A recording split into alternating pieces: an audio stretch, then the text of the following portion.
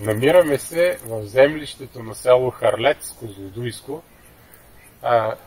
По-точно това е останките от късно антична римска крепост Аугуста. Тя е една от многото крепости по българската част на река Дунав. Това е било част от лимеса, който е отбелязвал северната граница на Римската империя.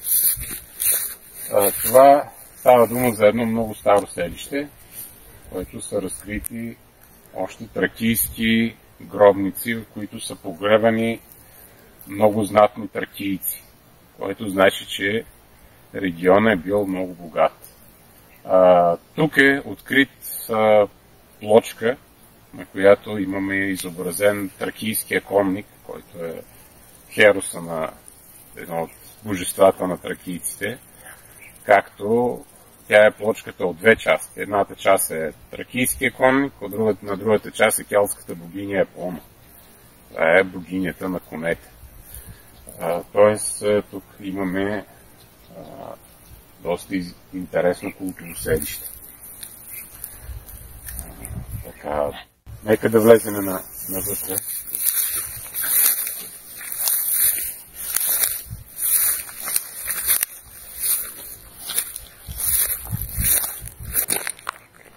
Това са кули. Значи може да минеме ето това. И ще качим тук и ще продължим.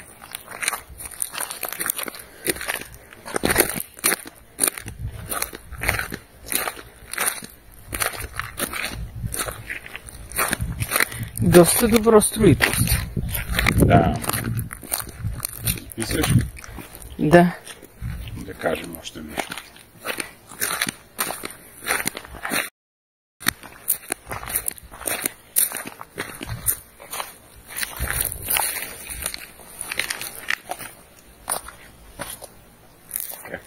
Както се вижда, строителството е било доста масивно, въпреки че разрушенията са също така забележителни. Градът е започнал съществуването си по времето на династията на Флавиите, 69 до 92 година, след първата сериозна криза в Римската империя, след самоубийството на император Нерон. Започват след това следващата втората династия на Флавиите. Веспасиан и синовете му Тит и Домициан започват масивно строителство в империята. И по това време тук е разквартирована частта Ала Августа, на която дължи името си Августа.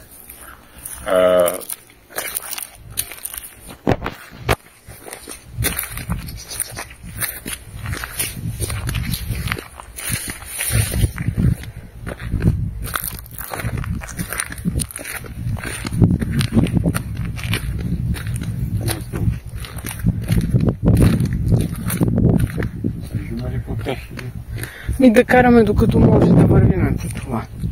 Защото то отдолу е по-трудно за вървене. Да.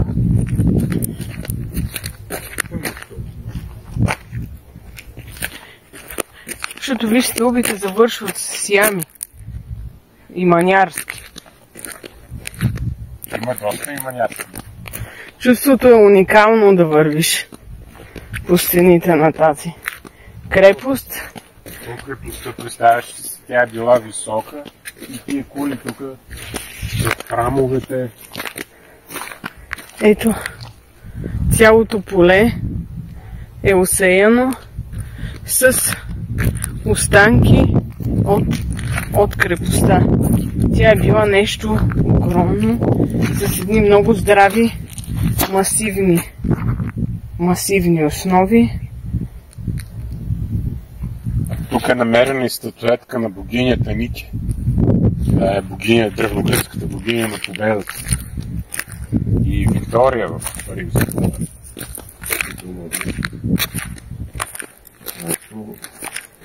Ето това са запазени стълби, по които са се качвали и слизали за тези кули. Да кажем, че Дунава е съвсем наблизо от тук. И атомната електроцентрала. Да. Това са, както виждате навътре, части. Тук продължаваме отново по една от колите. Както се вижда, един град с такива размери е бил доста подцепяващ град. Обаче през 4 век готите, за които е направена тази цялата защита от дунавските крепости, все пак успява да се населят Дунава и на два пъти разграбват и плячкосват града. Но през 6 век император Юстиниан стабилизира града и го възвръща към предишната му слава. Но през 7 век аварите окончателно нахлуват и разрушават града, и който вече не се възстановява. Това е всъщност и края на съществуването.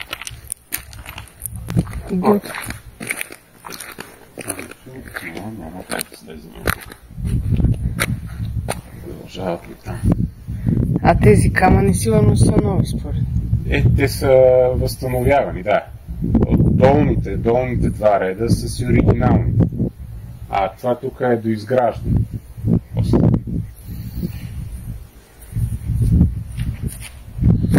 Това са стражеви кули тук.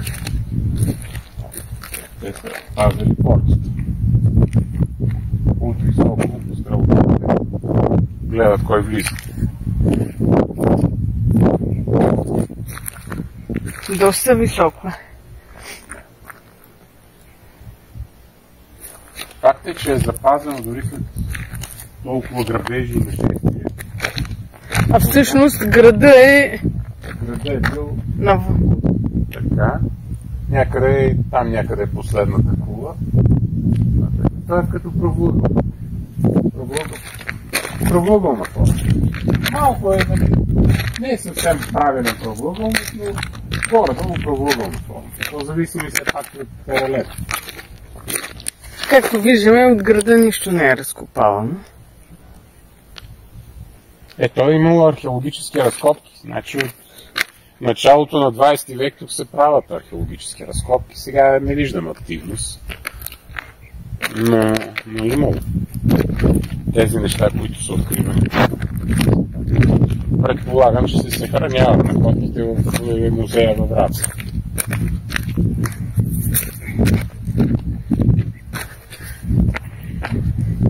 Го изрежем.